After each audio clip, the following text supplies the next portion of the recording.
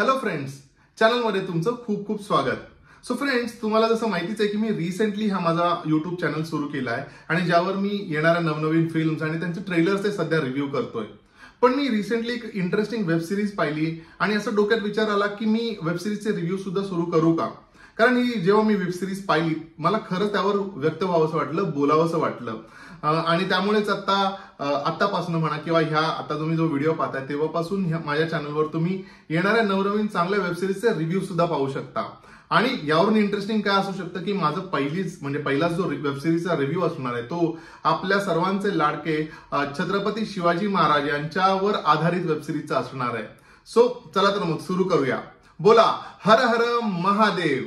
So friends, 2025 ची सुरुवात ही मराठी चित्रपट सृष्टीसाठी म्हणा किंवा मराठीमध्ये जो कॉन्टेंट येतोय त्यासाठी खूप चांगली झाली असं म्हणायला हरकत नाही. कारण सुरुवातीलाच नाटकांवर आधारित 2 सिनेमे आले, मुक्काम पोस्ट बोंबिलवाडी म्हणा किंवा संगीत नाटकावर आधारित संगीत मनापमन म्हणा, नुकतीच रिलीज झालेली अतिशय इमोशनल सब्जेक्टवर असणारी फिल्म म्हणा मुक्काम पोस्ट देवाचं घर, आणि त्यानंतर आता ही आलेली वेब सिरीज जी छत्रपती शिवाजी महाराजांवर आधारित आहे. आणि 14 तारखेला वादळ येणारच आहे, म्हणजे मी छावाबद्दल बोलतोय. आणि त्या फिल्मचा रिव्ह्यू सुद्धा मी तुम्हाला लवकरात लवकर घेऊन येणार आहे तुमच्यासाठी. Mostly first day first show साठी मी ट्राय करणार आहे, सो दॅट मी तुमच्यासाठी फ्रेश रिव्ह्यू तुमच्याबरोबर शेअर करू शकतो. सो एकंदर 2025 हे चांगल्या नोटवर सुरू झालंय आणि हे असंच कंटिन्यू राहो असंच आपण एक अपेक्षा करू शकतो. बट लेट सी की अख्खं वर्ष कसं जात आहे आणि पुढे काय काय कॉन्टेंट येत आहे. चला तर बोलूया वेब सिरीजच्या कथेबद्दल. सो ओव्हरऑल जर बोलायचं झालं ना तर ही एक ट्रेजर हंटची जर्नी आहे. म्हणजे शिवाजी महाराजांच्या काळात त्यांनी एक स्पेशल फोर्स म्हणा किंवा एक स्पेशल तुकडी निर्माण केली होती जिला शिलेदार या नावाने ओळखलं जायचं. आणि ज्याचं नेतृत्व म्हणजे ज्याचे लीडर हे बहिर्जी नाईक होते. म्हणजे ह्या स्पेशल फोर्सचं काम एकच होतं की राज्यामध्ये जो खजाना आहे त्याचं संरक्षण करायचं, त्याच्यावर कुठलीही आपत्ती येऊ द्यायची नाही. आणि ते अजूनपर्यंतही केलं जात आहे. सो ओव्हरऑल एका खजान्याच्या शोधाची ही कथा आहे आणि प्लस त्यामध्ये शिवाजी महाराजांचं जे सिंहासन आहे त्याच्या शोधाची ही कथा आहे. आणि मग ते कशा प्रकारे तो शोध घेतला जातो त्याला एक अतिशय मॉडर्न म्हणजे एक हिस्टॉरिकल रेफरन्स आहेच, कारण कादंबरी रेफरन्सला आहे, पण एक मॉडर्न टच देत एक फिक्शनल कॅरेक्टर निर्माण करत अशी ही अख्खी ट्रेजर हंटची जर्नी आहे. ही अख्खी स्टोरी आपल्याला दाखवली गेली आहे. कॅरेक्टर्स बद्दल जर बोलायचं झालं तर ह्या वेब सिरीज मध्ये राजीव खंडेलवाल हा आपल्याला एका मध्यवर्ती भूमिकेत दिसतो, म्हणजे एका शिलेदाराच्या भूमिकेत दिसतो. सो एनिवेज राजीव खंडेलवाल हा खूप सिलेक्टेड प्रोजेक्ट मध्ये काम करतो आणि मला वाटतं त्यामुळेच त्यांनी ही वेब सिरीज चूज केली असावे आणि त्यांनी त्याचं काम हे उत्तमरित्या केलं. म्हणजे त्याला जेवढं सांगितलं असावं किंवा त्याला जे दिलं असावं त्या हिशोबाने त्याने त्याचं काम उत्तमरित्या केलं. हमारा एक संगठन है,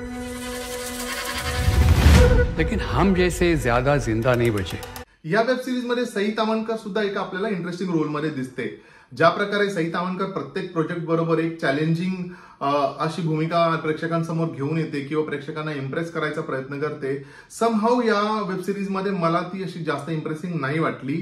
आणि she try to deliver a fine performance. तिच्या वाटेला अनेक ऍक्शन सिक्वेन्सेस पण आहेत, बट स्टील मी खूप जास्त इम्प्रेस नाही झालो किंवा तिच्या कामाने खूप जास्त वाव अशी फिलिंग नाही आली. So I think she try to deliver a good performance. या व्यतिरिक्त आशिष विद्यार्थी आपल्याला एका उत्तम भूमिकेत या वेब सिरीज मध्ये दिसतात. शिवाजी महाराज का केवल मैंने अध्ययन नहीं किया है, मैंने महाराज को जिया है. इसे खोलने में हमें आपकी मदद चाहिए. इसके अंदर एक बहुत ही इंपॉर्टेंट कोड है जो हमें इसी खजाने तक पहुंचा सकता है.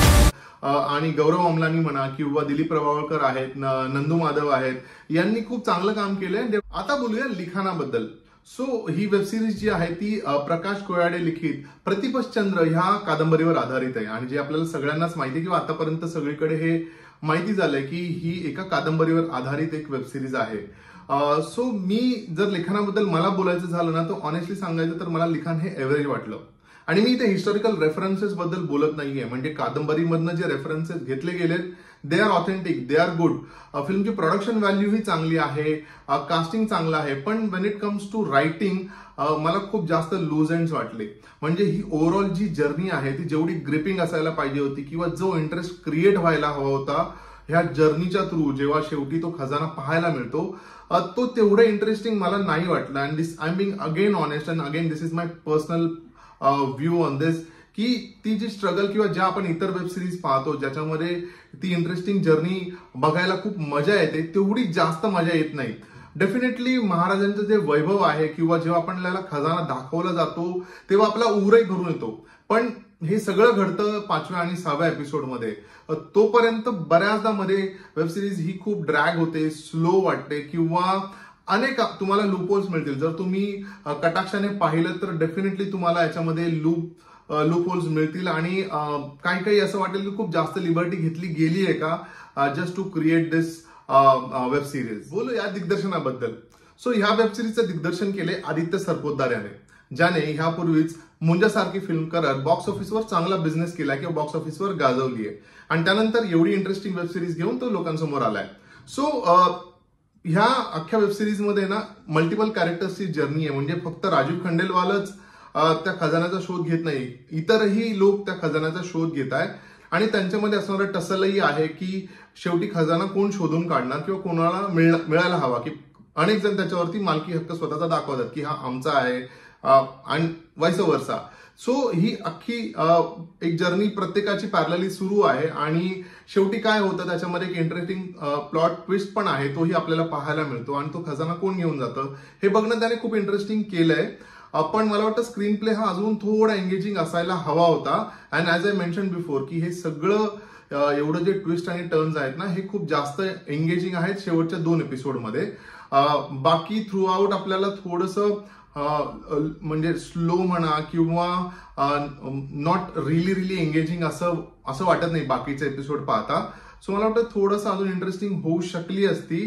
But I think he has also tried his best in this web series. कारण अशा प्रकारची सिरीज आणणं आणि ते एक आव्हान घेणं हेच एक चांगली गोष्ट आहे की लॉट ऑफ पीपल ते हे करत सुद्धा नाही. सो आदित्य सरपोतदारने हे केलं त्यासाठी त्याचं कौतुक. ओव्हरऑल सांगायचं झालं तर आपल्या महाराजांचा इतिहास, हा वैभवशाली इतिहास जर तुम्हाला एका चांगल्या रूपात पाहायचा असेल तर डेफिनेटली एकदा ही वेबसिरीज तुम्ही पाहू शकता.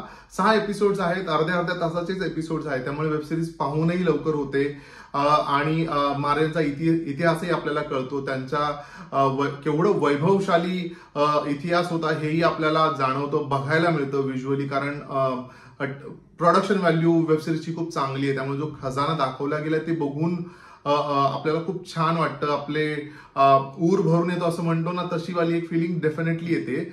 आय विश या वेबसिरीजमध्ये थ्रू आउट खूप जास्त वाव मोमेंट्स असत्या आणि मी त्याच अपेक्षेने ही वेबसिरीज पाहायला गेलो होतो. बट ठीक आहे, म्हणजे तेवढ्या वाव मोमेंट्स नाही आहेत. बट वन टाइम वॉचसाठी डेफिनेटली ही वेबसिरीज आहे आणि मी या वेबसिरीजला देतोय 3 स्टार्स. सो फ्रेंड्स, हा होता माझा पहिला वेबसिरीज रिव्ह्यू. तुम्हाला हा रिव्ह्यू कसा वाटला? तुम्ही ही वेबसिरीज पाहिली आहे का? मला कॉमेंट करून नक्की सांगा. व्हिडिओ जर आवडला असेल तर लाईक करा, शेअर करा आणि हो, आपल्या चॅनलला सबस्क्राईब करा म्हणजे नवनवीन रिव्ह्यूज तुम्हाला पाहायला मिळतील. आपण भेटणार आहोत लवकरच. तोपर्यंत स्टे ट्यून्ड.